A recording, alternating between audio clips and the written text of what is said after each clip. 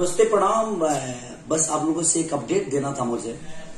Instagram, Twitter, Facebook, जो भी मेरी एक्टिविटी होगी तो टीम खेसारी के नाम के एक हमने फेसबुक आईडी खोला है, जिसपे आपको एक्स्ट्रा एक्टिविटी, मैंने एक्स्ट्रा मतलब समझ लीजिए अब हम खातनी तौनो, नहातनी तौनो, या कोनो शो करतनी, या अपना लइकन के साथे बानी, तो हर चीज अपडेट रोलन के टीम खेसारी के नाम से जौन हमार सोशल साइट हुई, फेसबुक पेज ऊपर वो सबके देखे के मिली, सुने के मिली। तो वो जितना से जितना जुड़ब, हर वो चीज लोग हमके प्यार करी ले, तब हम चाहता नहीं कि अपन जीवन के हर पल वो सबके साथे बांटी।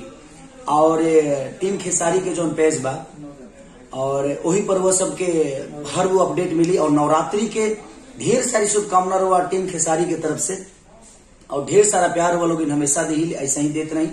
तो टीम खेसारी जो हमारा अभी पेज आज से शुरू होके वाला बा, देख रहे कितना प्यार और आशीर्वाद दी कि हम हमेशा अपडेट वो सबके देते रही।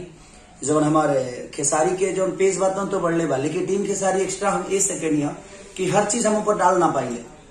तब हमारा जो एक्स्ट्रा ऑर्डिनरी जो चीज बावे कि हाँ हम आज सफर करता नहीं, या हम दुबई जाता नहीं, चाहे लंदन जाता नहीं, चाहे ब्राजील जाता नहीं, चाहे दुनिया के कोनो कोना में जाता नहीं, और वह सबके हम देते रहे अपडेट, उसे लाइव भी आवत रहे, बात भी करते रहे वो से। तो वह टीम खेसारी के पेज से जुड़ी और अपन प्यार और आशीर्वाद दी। और हर अपडेट टीम खेसारी के हमारे सोशल साइट में फेसबुक हो जाई, ट्विटर हो जाई और इंस्टाग्राम हो जाई।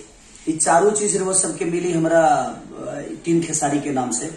तो ये हमारे हवे, और हम ए पर हमेशा अब एक्टिव रह, और वो सबसे मिले खाती।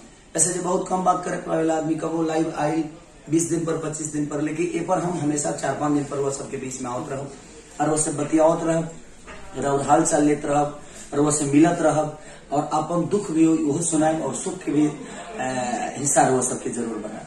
प्रणाम।